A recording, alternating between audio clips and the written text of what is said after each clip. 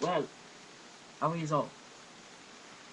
Welcome back to the Wright Ace Attorney for the Nintendo Wii, and we have a special guest. Introduce yourself. Hello, I'm Triforce61. All right, and we're going to continue on Big Fight. Oops. Wait, where are we? Here we are. First time about. Oh boy, this is not looking good. Next question. You were in the victim's apartment on the day of the murder, did you not? Go. Well, did you or did you not? Well, maybe I did and maybe I didn't. Uh-oh, he went. What do I do? Stop him from answering, of course. I send him a signal. Lie like a dog. Well, you see, it's like this. I don't remember. You don't remember? Well, we'll just have to remind you. Because back then about this. We have a witness who proved he did. Well, let me see that again. We have a witness that can prove he did go into the victim's apartment that day. Ugh. Well, that's simplifies matters. Who is your witness? The man who found the victim's body just before making his gruesome discovery, he saw the defendant fleeing the scene of the crime. DSP reference. Order in the court. Mr. Payne, the prosecutors may call its first witness. Yes, Your Honor. This is bad. On the day of the murder, the witness was selling newspapers at the victim's building. Please bring Mr. Frank Sewitt to the stand.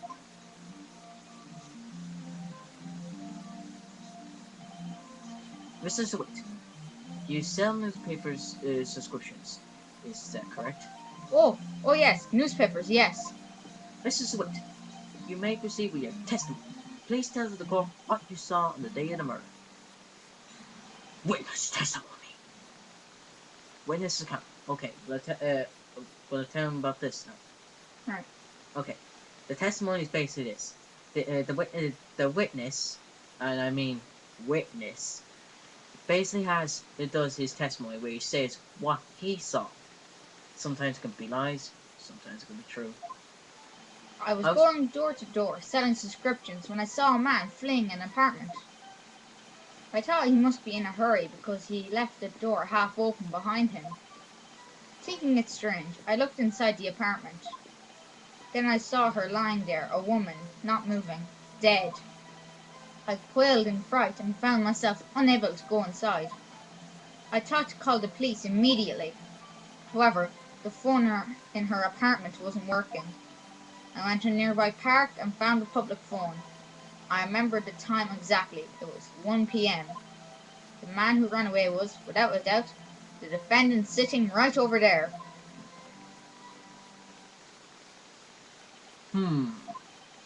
Larry, why didn't you tell the truth? I can't defend you against a testimony like that. Incidentally, why wasn't the phone in the victim's apartment working? Your Honor, at the time of the murder, there was a blackout in the building. Aren't phones supposed to work during a blackout? Yes, Your Honor. However, some cordless phones do not function normally. The phone that Mrs. Swift used was one of them. Your Honor, I have recorded the blackout. For your proposal, I guess. Blackout record, okay, that's useful. Now, Mr. Wright. Yes, Your Honor. You may begin your cross-examination. Cross-examination, Your Honor? Alright, right, this is it, the real deal. What exactly am I supposed to do? Why, you exposed the lies in the testimony the witness just gave. Lies? What? He was lying? Your client is innocent, right? And that witness must have lied in his testimony. Or is your client really guilty? How do I prove he's not? You hold the key. It's in the evidence. Compare the witness's testimony to the evidence at hand. There's bound to be a contradiction in there. First, find contradictions between the court record and the witness's testimony. Then, once you've found the contradicting evidence, present it and rub it in the witness's face. Okay. So remember, press the witness with the minus button or by waving the Wii remote. Then check your facts again with the plus button and point out the contradiction. Cross-examination. There's no need to explain what to do, Nick, because she can tell it or correct it. I was going to door to door since the switches and okay, before I go on, I'm going to check this. Oh yeah, it's basically saying you can swing the Wii remote. I'll probably might do that. Depends. Right now, let me see. The badge. Wait. It's strange. I look inside the apartment. It's like a woman that moving dead. Woman inside. Several meeting. However, the phone in her apartment was not working. I went to the nearby pub. Wait a second. Hold on a second. I moved dead between 4 and 5 p.m. Ready? And a meme was born. You found the body at 1 p.m.? You're sure? Yes, it was 1 p.m. for certain.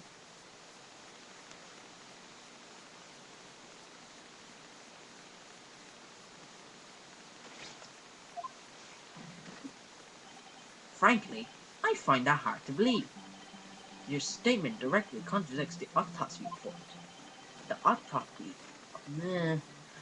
autopsy notes at the time of death is somewhere after 4 p.m. There was no body to find at 1 p.m. How do you explain this 3-hour gap? Oh, Oh, Christ. This is trivial. The witness merely forgot the time. After his testimony, I find that hard to believe. Mrs. DeWitt, why are you so certain that you found the body at 1 p.m.? Gee, that's a really good question. Great job, Wright. Way to put him on the spot. That's all you have to do. Point out contradictions. Lies always beget more lies. See through one and their whole story falls apart. Wait, I remember now. Would you care to give your testimony again? Oops. I was meant to say that. Witness testimony. Let's get the other testimony from this asshole. Go on. You see, when I found the body, I heard the time. There was a voice saying the time. It was probably coming from the television. What? You know that's bullcrap. Oh, but it was 3 hours off, wasn't it? You know that was bullcrap. I guess the victim must have been watching a video of a tape program. That's why I thought it was 1 p.m. Terribly sorry about that misunderstanding. That is bullcrap. Don't say a word, please. Oh crap, that was bad. Mr. Wright, you may cross-examination. Cross-examine. Right, you know what to do. I got this one. Cross-examination. The time of discovery. Okay, this is gonna be a piece of cake. There was a voice saying it.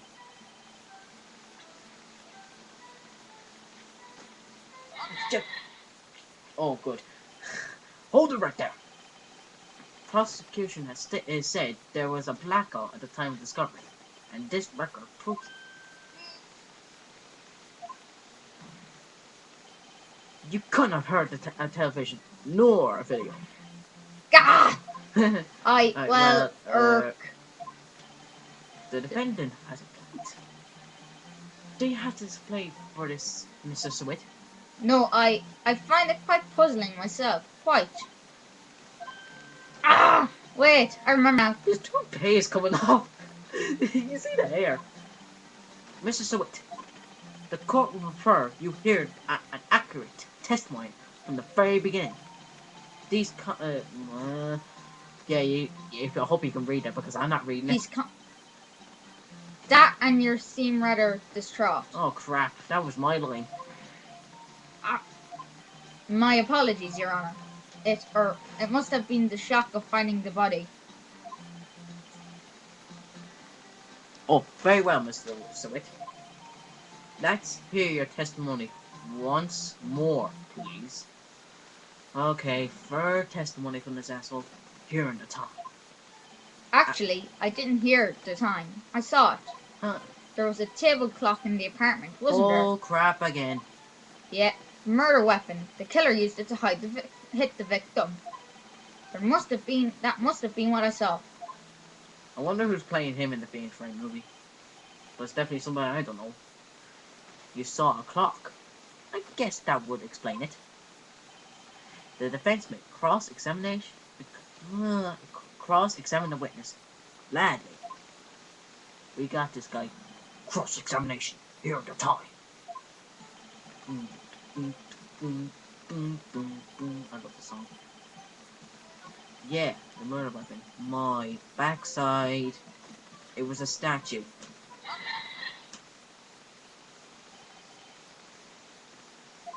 Wait just a moment. The murder weapon wasn't a clock. It was the statue. Now, how is this supposed to be a clock? You, with your objections and your evidence, just who do you think you are? Just answer the question, Mr. Sweat. Hey, I saw it there, okay? There's a clock. That's a clock. Your Honor, if I may. Yes, Mr. Payne. As the witness stated, this statue is indeed a clock. The neck is a switch. You just tilt it and it says the time out loud.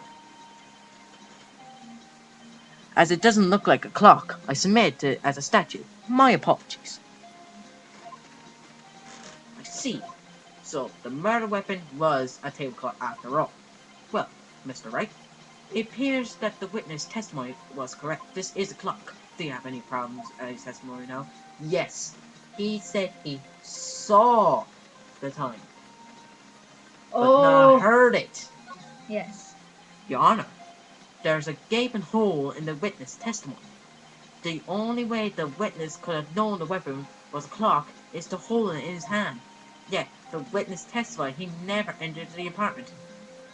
Clearly, a contradiction. Indeed. The witness knew it was a clock because he went in the apartment. You're lying. You were inside the apartment on the day of the murder. Oh yeah, prove it. Prove I went in there.